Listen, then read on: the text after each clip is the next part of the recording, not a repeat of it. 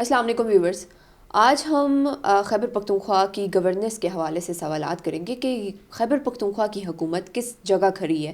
آج بھی ہری پور میں جلسہ ہونے کو ہے اور 40 سے زیادہ سرکاری گاڑیاں بھی لے کے گئے ہوئے ہیں. آج کے پوڈ کاسٹ میں ہم اس بارے میں بات کریں گے کہ آخر خیبر پختونخوا کی عوام کا پیسہ کس چیز پہ خرچ ہو رہا ہے. کبھی کراچی کا دورہ ہوتا ہے, کبھی لاہور کا, تو کبھی کہاں کا, اور جلسے جلوس میں ہی ہمیں دکھائی دے رہی ہے خیبر پختونخوا کی حکومت. اس بارے میں ہم سوالات کریں گے. ہمارے ساتھ اس وقت اسٹوڈیو میں موجود ہے سینئر صحافی و تجزیہ نگار عرفان خان. السلام علیکم سر. وعلیکم السلام. بہت شکریہ سر آپ کی قیمتی وقت کا. سر پہلے تو یہ بتائیے کہ آپ نے دیکھا ہوگا کہ کس طرح کے حالات چل رہے ہیں. کبھی سہیل آفریدی ہمیں نظر آتے ہیں کراچی میں, تو کبھی کہاں, یا تو جلسے جلوس میں ہمیں دکھائی دے رہے ہیں. ابھی بھی ہری پور میں جلسہ ہو رہا ہے اور 40 سے زیادہ جو ہے وہ سرکاری گاڑیاں بھی لے کے گئے ہوئے ہیں.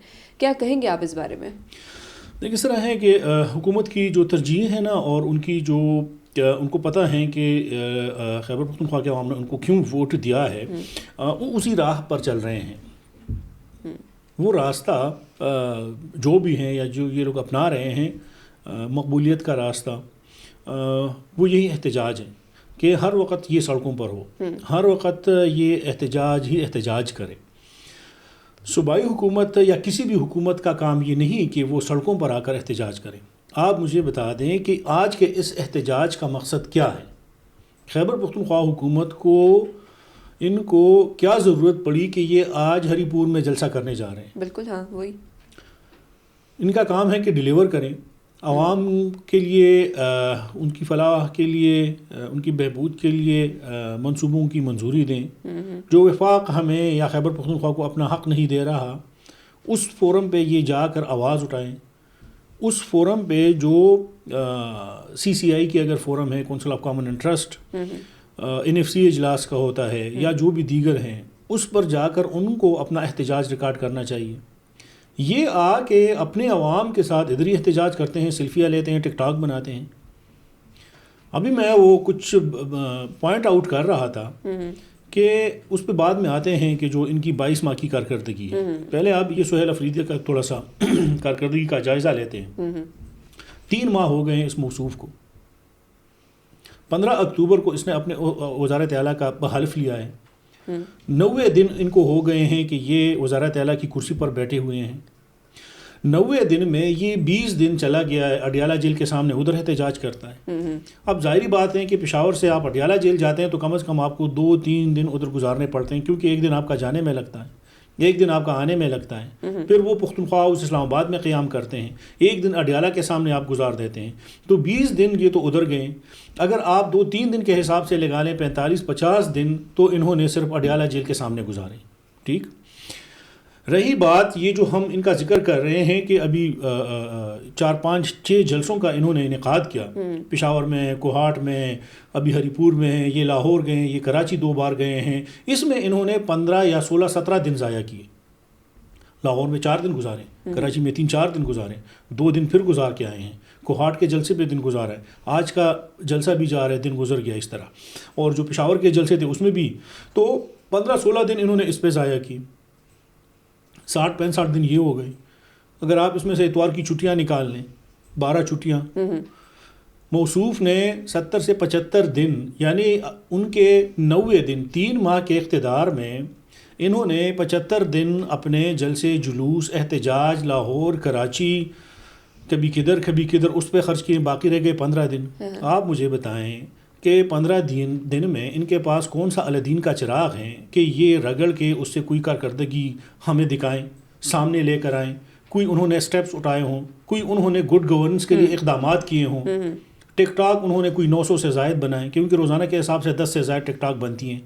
یہی کارکردگی ہے. یہ عالمی ریکارڈ بننے جا رہے ہیں اور عالمی ریکارڈ توڑ رہے ہیں اپنے قائد لیڈر کا بھی ٹک ٹاک بنانے میں, اسی طرح کے ڈرامہ بازیوں میں بھی.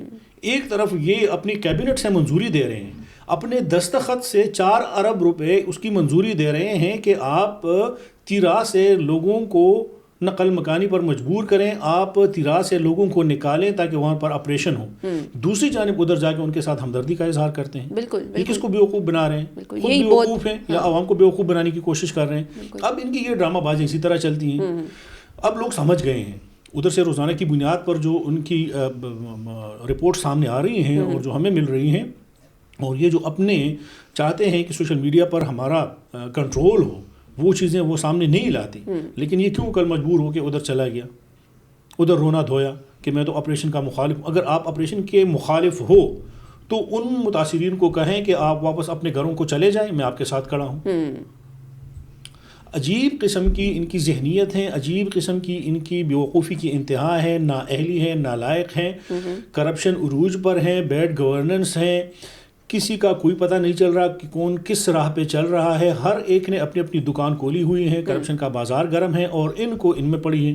اب یہ پرسوں آیا کراچی سے، اس سے 2 دن پہلے آیا تھا کراچی سے، مہمان بن کر ہمارے وزیر اعلیٰ صاحب خیبر پختونخوا آتے ہیں، ہم ان کو آنے پر خوش آمدید بھی کہتے ہیں. ادھر 1-2 دن گزار کے واپس یہ اسلام آباد چلے جاتے ہیں، کبھی لاہور چلے جاتے ہیں، کبھی کراچی چلے جاتے ہیں.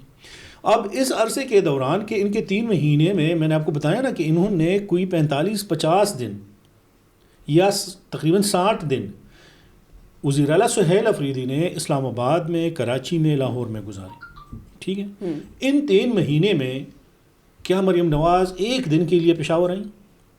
کیا سندھ کا وزیر اعلیٰ مراد علی شاہ ایک دن کے لیے پشاور آیا؟ بالکل نہیں. کیا بلوچستان کا وزیر اعلیٰ سرفراز بگٹی ایک دن پشاور کے لیے آیا؟ کیونکہ ان اپنے صوبے پر ان کی توجہ ہے، وہاں ان کی گورننس پر توجہ ہے، وہاں پر ڈیولپمنٹ پر ان کا فوکس ہے. ہمارا یہاں کیا ہے؟ ہماری یہ بدقسمتی ہے کہ نہ ہمیں ترقی چاہیے، نہ ہمیں صحت کا نظام ٹھیک چاہیے، نہ ہمیں تعلیم چاہیے، نہ ہمیں پانی چاہیے، نہ ہمیں امن و امان کا مسئلہ ہے کہ اس کو حل کرے. بس ہمیں یہ چاہیے کہ ہم ہر وقت سڑکوں پر ہوں، احتجاج پر ہوں. اچھا سر، ان کا ایک تو مین مقصد ہے نا جس کی وجہ سے یہ جلسے کرتے ہیں کہ عمران خان کی رہائی. کیا لگتا ہے کہ آپ کو یہ ان کا بنیادی مقصد ہے یا نہیں؟ صرف گورننس پہ ان کا فوکس نہیں کیا جا رہا، صرف ان کی یہی ایم ہے. ان کا بنیادی مقصد یہ ہے، ان میں جتنے بھی لوگ آ رہے ہیں، میں نے پہلے بھی ذکر کیا تھا، پرویز خٹک تھا، پھر محمود خان تھا، علی امین گنڈاپور، اب سہیل افریدی، اور آپ سن لیں گے کہ بہت جلد کسی اور کی باری آنے والی ہے. یہ باریاں لے رہے ہیں، ہر ایک بندہ آ کے مال کماتا ہے اور چلا جاتا ہے. پچھلے والوں کا حساب کون دے گا؟ ٹھیک ہے نا، 12 سال سے تو انہی کی حکومت ہے. بالکل. بتائیں کہ انہوں نے کیا کیا. اب ان کا کوئی فوکس نہیں ہے کہ واقعی یہ جا کے اور عمران خان کو رہائی دلوائیں، کوئی نہیں. یہ صرف ڈرامے بازی ہے اڈیالہ کے سامنے، اپنے کارکنوں کو، اپنے عوام کو، سب کو بیوقوف بنا رہے ہیں. یہ سب ملے ہوئے ہیں اسٹیبلشمنٹ کے ساتھ. ان کا بالکل ایک بیانیہ ہے. اور سہیل افریدی صاحب جو ہیں وہ بھی اسی راہ پہ چل رہے ہیں. اپنا وقت انہوں نے 3 مہینے گزار لیے، باقی جتنا بھی ہیں 1 2 3 4 5 6 جتنے مہینے بھی ہیں وہ بھی گزار لیں گے. اور آخر میں کیا کریں گے؟ یہ مظلوم بنیں گے، مظلومیت کا کارڈ کھیلیں گے، عوام کی ہمدردی حاصل کریں گے کہ مجھے کام کرنے نہیں دیا گیا. اب مجھے بتائیں کہ کیا سہیل افریدی کے پاؤں میں کسی نے زنجیریں ڈالی ہیں؟ اس کے ہاتھوں کو کسی نے باندھا ہوا ہے؟ اس کے منہ پہ کسی نے پٹی رکھی ہوئی ہے؟ کس قوت نے، اگر یہ لوگ اسٹیبلشمنٹ کا نام بھی لیتے ہیں، ٹھیک، یا وفاق کا نام بھی لیتے ہیں، انہوں نے آ کے کیا ان کو ایک کمرے میں بند رکھا ہے؟ ان کو کیا ان کے ہاتھ پاؤں باندھ لیے ہیں، منہ ان کے سی لیے ہیں کہ آپ نے بالکل نہ کچھ بولنا ہے نہ آپ نے کوئی کام کرنا ہے؟ کس نے ان کو روکا ہے؟ لیکن کر کیوں نہیں رہے؟ آخر میں جا کے یہ کہیں گے کہ مجھے کام کرنے نہیں دیا گیا. کس نے نہیں دیا کام کرنے؟ بتائیں تو صحیح. 20 گاڑیوں کا قافلہ تو لے کر آپ ادھر گئے کل، آج 20 سرکاری گاڑیوں کا قافلہ لے کر آپ ہری پور جا رہے ہیں. کیا یہ قوم اور یہ عوام اور یہ سرکاری پیسہ، یہ وسائل اس کے لیے ہیں کہ یہ آپ کے سیر سپاٹوں پر خرچ ہوں؟ آپ کبھی لاہور جائیں، کبھی کراچی جائیں، اور پھر آپ سے اگر سوال کریں تو آپ ہم لوگوں پر پھر الزام لگاتے ہیں کہ اس کا تعلق تو ANP سے ہے، اس کا تعلق تو اسٹیبلشمنٹ کے ساتھ ہے، اس کا تعلق تو پیپلز پارٹی یا مسلم لیگ نون کے ساتھ ہیں. خود اپنے کرتوتوں سے یہ لوگ ظاہر کر رہے ہیں کہ اس کی اہلیت، قابلیت کتنی ہے. اور وہ نالائقی کی انتہا درجے پر ہیں کہ جس طرح میں نے ذکر کیا، کسی نے اس کو روکا نہیں، کسی نے اس کو ٹوکا نہیں. 3 مہینے ہو گئے اور اس صوبے کی پرفارمنس میں نے آپ کے سامنے رکھ دی کہ 3 ماہ میں 90 دن میں 75 دن سڑکوں پر گزارے گئے، باقی رہ گئے 15 دن. 15 دن میں آپ ہی بہتر ان کا کر لیں، کارکردگی کا جائزہ لیں کہ کیا انہوں نے کام کیا ہوگا. اچھا سر، یہ بھی ایک مین سوال ہے کہ یہ ایک طرف تو آپ نے تیرا کا آپریشن کا ذکر کیا، ایک طرف یہ اس کے خلاف ہیں، کہتے ہیں کہ ہم کافی سخت بیانات بھی آئے تھے سہیل آفریدی کے اس بارے میں کہ تیرا آپریشن کے حوالے سے کہ ہم اس کے خلاف ہیں، ہم نہیں کروانا چاہتے ہیں. دوسری طرف یہ بیک ٹو بیک ان کی مدد بھی کر رہے ہیں. دوسری طرف یہ بھی ایک بنیادی سوال بنتا ہے کہ سوشل میڈیا پہ کافی یہ بات جو ہے زیر گردش ہے کہ ٹی ٹی پی کے بارے میں وہ بہت ہچکچاتے ہیں یہ کہنے سے کہ یہ جو ہے دہشت گردی جماعت ہے. کیا لگتا ہے کیسا ایسا خوف ہے پی ٹی آئی کو ٹی ٹی پی کے حوالے سے؟ خوف یہی ہے کہ موت کا خوف ہے، ڈر رہے ہیں. بہادر تو بڑے بنے پھرتے ہیں بیانات دے کر، ان میں اگر اتنا دل گردہ ہے تو یہ ان کی مذمت کریں نا، کہیں نا دیگر سیاسی جماعتوں کی طرح کہ یہ بھی دہشت گردی جماعت یہ جو دہشت گردی ہو رہی ہے یہ کس وجہ سے ہو رہی ہے؟ بتائیں نا. عوام کو گمراہ کر رہے ہیں، ریکارڈ پر ہیں. ان کا اپنا لیڈر کہہ چکا ہے 2023 میں گرفتاری سے پہلے کہ میں ان 40,000 ٹی ٹی پی کے بندوں کو لے کر آ رہا تھا تاکہ میں ان کو یہاں پر آباد کراؤں، ان کو بساؤں، ان کو جگہ دوں. یہ ان کا منصوبہ تھا. ابھی وہ یہاں پر مذاکرات کے نام پر انہوں نے عمران خان اور فیض حمید نے ان لوگوں کو یہاں پر لے کر آئے. اب وہ ریاست کے خلاف ہیں، اب ان کے خلاف آپریشن ہو رہے ہیں. تو یہ لوگ چیخ رہے ہیں کہ ان کو کیوں؟ تو ان کو ان کی سہولت کاری، یہ لوگ ان کی سہولت کاری کر رہے ہیں. یہ لوگ ان کو ایک شیلٹر فراہم کر رہے ہیں. یہ لوگ باقاعدہ ان کو بھتہ دے رہے ہیں، ٹی ٹی پی کو بالکل ان کو دے رہے ہیں. علی امین کے آن ریکارڈ اسٹیٹمنٹ موجود ہیں، اور اس لیے دے رہے ہیں کہ اگر نہ دیں تو پھر ان کا بھی حشر اے این پی پیپلز پارٹی جیسا ہوگا. کیونکہ وہ لوگ تو مزاحمت کرتے رہے، وہ لوگ تو ڈٹے رہے، وہ لوگ تو کڑے رہے جس طرح بھی تھا. ان میں سے کون سا ان کے ساتھ، یہ تو ان کے ساتھ ہمدردی کا اظہار کرتے ہیں. اب آپ بھی بتائیں کہ آپ کے اس آئین اور قانون کو نہیں مانتے، وہ لوگ جو اس آئین قانون کو نہیں مانتے جس کے تحت سہیل آفریدی وزیر اعلیٰ بنا ہے، انہی لوگوں کے ساتھ یہ جا کے مذاکرات کر رہے ہیں، یا انہی لوگوں کے لیے وہ ہمدردی کا اظہار کر رہے ہیں. یا تو اگر آپ کو اتنا شوق ہے کہ آپ اس پاکستان کے آئین اور قانون کو نہیں مانتے، کہ جس آئین قانون نظام کے تحت آپ وزارت اعلیٰ کی کرسی پر بیٹھے ہیں، پھر بھی اگر آپ اس کو نہیں مان رہے تو آپ چلے جائیں افغانستان، ان کے ساتھ مل جائیں، اسلحہ اٹھا لیں، بندوق اٹھا لیں، لڑیں. پھر یہاں تو آپ اقتدار کے مزے بھی لے رہے ہو، یہاں تو آپ غریب اور مقروض خیبر پختونخوا کا پیسہ اپنے سیر سپاٹوں، اپنے عیاشیوں پر خرچ کر رہے ہو، اور اوپر سے الزام بھی پھر ریاست پر اس نظام پر لگا رہے ہو. نہیں پسند اگر یہ نظام، استعفیٰ دو، دوبارہ الیکشن کی طرف جاؤ. تو یہ میں کہہ رہا ہوں کہ یہ لوگ جو نیریٹو بنا رہے ہیں، یا یہ جو عوام کو بیوقوف اور گمراہ بنا رہے ہیں، لوگوں کو یہی پسند ہے، جذباتی تقریریں. بالکل ہاں، 10-15 سیکنڈ کی جذباتی تقریریں کر کے، سیلفیاں بنا کے، وہ پھر سوشل میڈیا ٹک ٹاک پہ پھیلا کے ایک تاثر دیا جا رہا ہے کہ بس ہم ہی پاپولر ہیں اور ہم ہی سب کچھ کر رہے ہیں. بیچ میں خیبر پختونخوا کا بیڑا غرق کر دیا. اچھا سر، ایک حلیمہ خان کی طرف سے جو ہے وہ کافی خبر جو ہے زیر گردش ہے کہ 26 نومبر کے کیس کی سماعت روزانہ بنیاد پر جاری ہے. اب یہ بھی انکشاف ہے کہ حلیمہ خان کو گرفتار کیا جائے گا. کیا لگتا ہے اس بات میں کتنی سچائی لگتی ہے آپ کو؟ ایسا ہوگا اور ہونا چاہیے؟ کیا ہونا چاہیے؟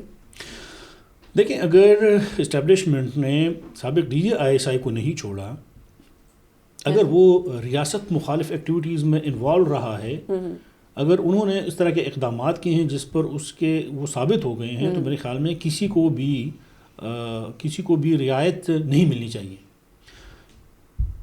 اس کام میں اگر ریاست مخالف یا ریاست کو کمزور کرنے میں، ریاست سے میرا ہرگز یہ مطلب نہیں، مراد نہیں کہ میں یا فوج یا اسٹیبلشمنٹ کی بات کر رہا ہوں، میں ریاست سے مطلب وفاقی حکومت کی میں بات کر رہا ہوں، آئین کی میں بات کر رہا ہوں. اس کو کمزور کرنے کے لیے جو بھی اس میں ملوث ہے، خواہ وہ چیف جسٹس، سابق chief justice of Pakistan Saqib Nisar کیوں نہ ہو، ان کو بھی کٹہرے میں لایا جائے. ان کو کس نے یہ اختیار دیا تھا کہ اپنی مرضی کی وہ فیصلے کرتا رہا؟ تو سوال یہ ہے کہ اگر ان جیسی شخصیات پر ہاتھ ڈالا جاتا ہے تو میرے خیال میں حلیم خان ایک معمولی شخصیت ہے، ان کی اتنی حیثیت نہیں ہے، نہ وہ اتنی کوئی بہت بڑی پاپولر لیڈر ہیں، یا کوئی وہ اتنی بڑی ہیں کہ ان کو کوئی ہاتھ نہ ڈال سکے. ریاست سے کوئی چیز بھی مقدم نہیں. تو اس لیے اگر جو سخت فیصلے کرنے پڑیں گے یا جو ہو رہے ہیں، اس میں مزید سختی لانے سے ہی آپ اس نظام کو، اس ریاست کو، اس کے اداروں کو بچا سکتے ہیں. اسی طرح اگر نرمی برتی جائے گی تو پھر جس طرح میں نے ذکر کیا کہ ہر کسی کا اپنا قانون ہوگا، ہر کسی کا اپنا ایک ہر کسی کی اپنی ایک حکومت ہوگی اور وہ اسی راہ پہ چلتا رہے گا. بہت شکریہ عرفان سر آپ کا. یہیں پہ ہماری پوڈ کاسٹ کا اختتام ہوتا ہے. اپنی رائے کا کامنٹ سیکشن میں اظہار ضرور کیجیے. ملتے اگلی پوڈ کاسٹ میں نئے مہمان کے ساتھ نئے سوالات کے ساتھ. تب تک کے لیے اللہ حافظ.